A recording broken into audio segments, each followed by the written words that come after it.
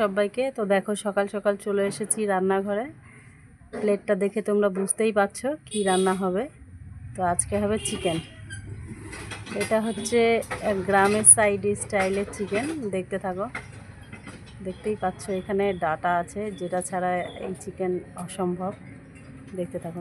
তো দেখতেই পাচ্ছ এখানে পাটায় আমি মশলা বেটে নিয়েছি, এর জন্য মশলাটা ওরকম ঝোল ঝোল হয়েছে, মানে জল দিয়ে ছাড়া বাটতে অসুবিধা হয়। দেখতেই পাচ্ছ বন্ধুরা, মশলা আমার বাটা হয়ে গেছে। এবার কড়াই চাপিয়ে দেব।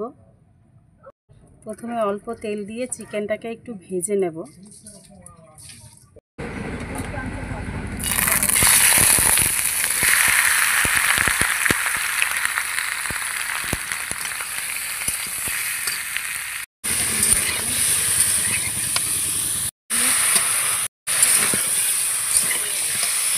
চিকেনটা কিন্তু হালকা ভেজে নামিয়ে নিয়েছি। দেখো আলুগুলো ভেজে নিচ্ছি। দিয়ে তেজপাতা, শুকনো লঙ্কা, ফোড়ন, পেঁয়াজটা ভালো করে ভেজে নেব।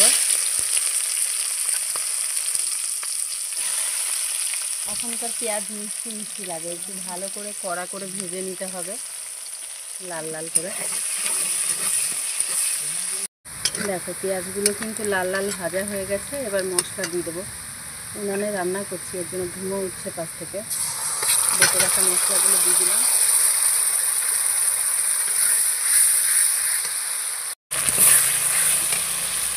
পরিমাণ মতন লবণ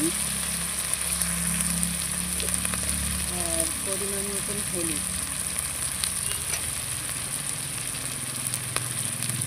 দিয়ে ভালো করে কষিয়ে নেব। মাংস রান্নার মেন মশলা কষানো, যত কষবে তত রান্না ভালো হবে। কালারটা কিন্তু খুব সুন্দর এসছে। তো দেখতেই পাচ্ছ তেল ছেড়ে দিয়েছে।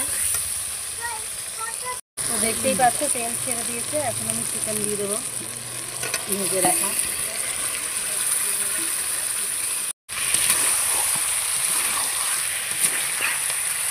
তো দেখতেই পাচ্ছ মাংস কিন্তু প্রায় কষানো হয়ে গেছে। এর মধ্যে আমি দিয়ে দেবো রসুন, আলু আর চৌঠা। আলু তো দিতেই হবে, রসুনটা এখন দিয়ে ভালো করে কষিয়ে নেব।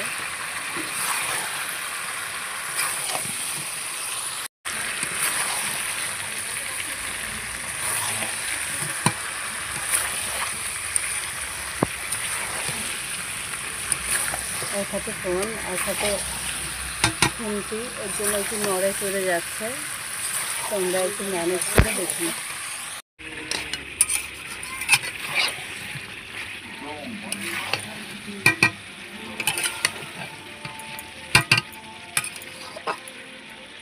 মাংস কিন্তু আমার কষানো হয়ে গেছে, দেখতেই পাচ্ছ বন্ধুরা, তেল ছেড়ে দিয়েছে।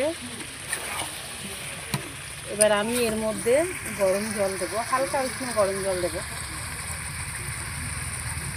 দেখো রান্না আমার হয়ে গেছে, লাল লাল মাংসের ঝোল। এখানে রসুন আছে, এখানে চই ঝালের ডাটা আছে। দেখতে কিন্তু খুবই লোভনীয় লাগছে, খেতেও খুব সুন্দর হয়েছে।